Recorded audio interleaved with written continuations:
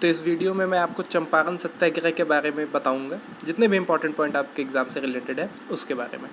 देखिए होता क्या है, एक राजकुमार शुक्ला नाम के व्यक्ति हैं, ठीक है। ये पहुंचते हैं गांधी जी के पास।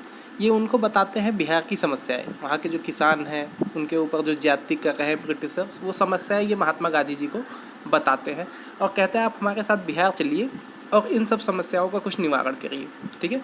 फिर 10 अप्रैल 1917, ये डेट इंपॉर्टेंट है, याद रखिएगा।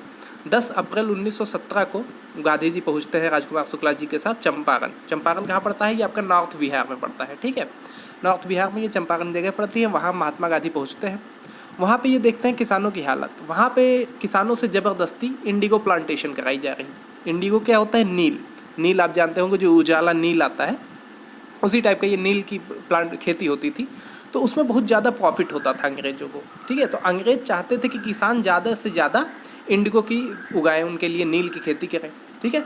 और इस पे वो उनको पैसा भी नहीं देते थे ज़्यादा, मतलब जो भी प्रॉफिट होता था वो अंग्रेज़ अपने पास रखते थे। और नियम क्या बना दिया था कि 3/20 पार्ट, मतलब 3/20 पार्ट ऑफ लैंड पे उनको करनी ही करनी है इंडिगो प्लांटेशन किसानों को, ठीक है। मतलब जैसे आपके पास 20 बीघे ज़मीन है तो उसमें से 3 बीघे ज़मीन में आपको इंडिगो उगाना ही उगाना है, ठीक है। इसी को 3 कठिया सिस्टम कहा जाता था। इसी सिस्टम को 3/20 पार्ट वाले सिस्टम को ही 3 कठिया सिस्टम कहा जाता था, ठीक है। ये वेरी इंपॉर्टेंट है, ये याद रखिएगा।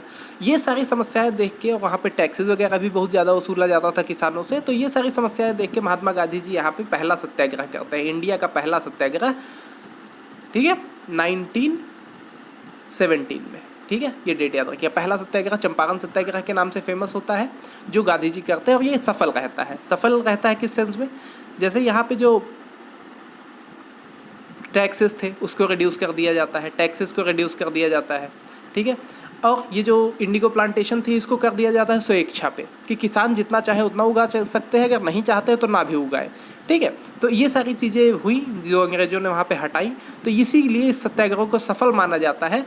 और इसी के बाद महात्मा गांधी जी इंडिया में सत्याग्रह का एक लाइन सा लगा देते हैं, मतलब इसके बाद लगातार वो सत्याग्रह पे सत्याग्रह करते जाएंगे और ज़्यादातर उन्हें सफलताएं मिलती जाएंगी, ठीक है। तो स्टार्टिंग उनकी यहीं से होती है 1917 से। तो ये वेरी इंपॉर्टेंट है, इसको ध्यान रखिएगा। ये कुछ इंपॉर्टेंट पॉइंट थे आपके एग्जाम से रिलेटेड।